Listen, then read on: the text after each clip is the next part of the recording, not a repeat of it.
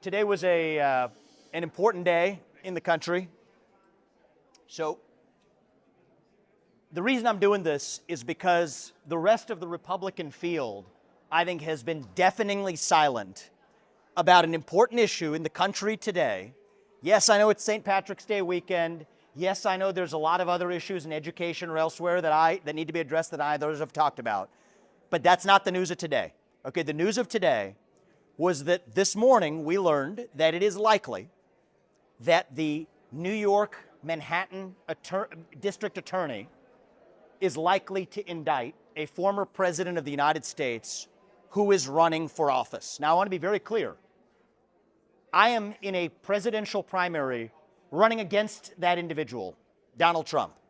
But what I'm about to say has nothing to do with Donald Trump and everything to do with the integrity of an election and the integrity of a self-governing democracy. So I don't care whether you root for Trump or whether you don't. If you root for the integrity of our constitutional republic, then you need to be on the side of being really clear. We cannot have politically empowered prosecutors eliminating the opposition of a ruling party using arrest power. It is a sad day in America. It is a dark day in America if you have the ruling party in this country using police power to arrest its political opposition. That would be the beginning of the end as we know it. And I'll ask everybody here, wherever you are, on supporting Trump or not, I don't care.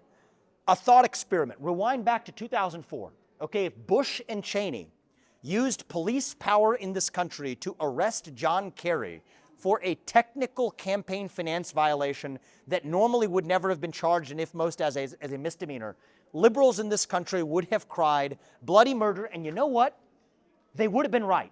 They would have had a point. And I promise to you, I would have been standing there right there with them to say, even if John Kerry's not my man, this is not the way we run elections in this country. This is not the way we run a justice system in our country.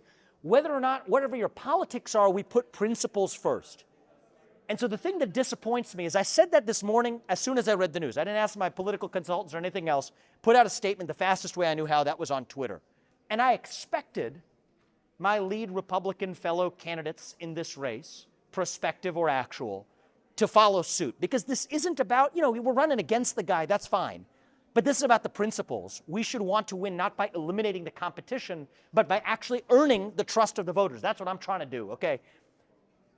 What I heard instead was silence. And so the announcement I wanted to make tonight, to be crystal clear, is by tomorrow morning, I would like for even the beloved donor class favorites in this race, including Nikki Haley, including Ron DeSantis, to join me in calling on the New York Manhattan District Attorney to abandon this political persecution through prosecution.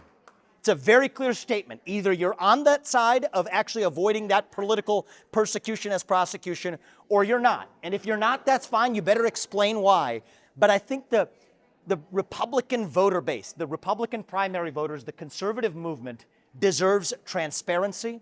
It deserves candor. And if you're not going to stand up, then you need to step out of the way. We need to stop being fake in our party. We need to stop being beholden to a donor class that, as we speak, is being asked for permission to say the things that we're saying.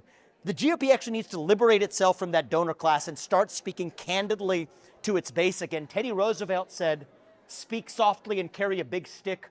Well, right now we have leaders in this party who are willing to speak loudly, but when push comes to shove, they carry a small stick.